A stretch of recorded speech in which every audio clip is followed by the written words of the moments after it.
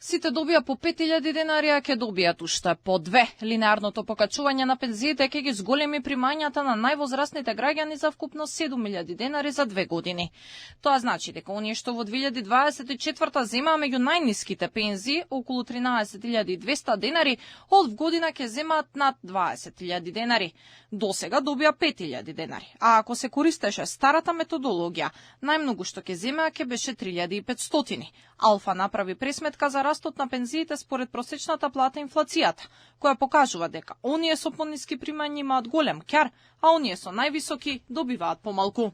Во секој случај, процентално не е добра опција за овие помали пензии што примаат. Се покачат пензии линеарно да се ствари.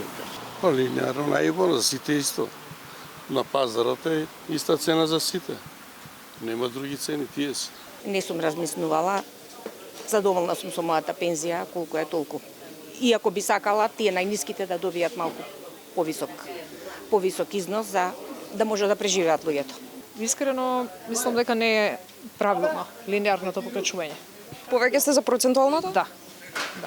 Линеарно. Линеарно? Најдобро е за да стигнат ниските пензии, да стигнат малку да добијат нешто за живот. Јас сум за тоа да бидат линеарно, затоа што оние кои што имаат високи пензии добиваат уште повеќе повисоки пензии. Не ме во ред, има некој придоноси плаќал многу повише, а некој многу помалце и се на крајот мислам дека не е во ред вака. Според последните податоци во Македонија има 344.796 пензионери, од кои најголем дел или над 200.000 земаат старосна пензија, која според просекот за мај годинава изнесува 27.775 денари. Потоа семејна пензија земаат 74.338 пензионери, која во просек изнесува над 21.000 денари. Последните законски измени овозможуваат септемвриските пензии да пораснат за уште 1000 денари, линеарно за сите пензионери, а тие ќе добијат дополнително зголемување во ист износ и следната година на пролет, односно во март 2026 година.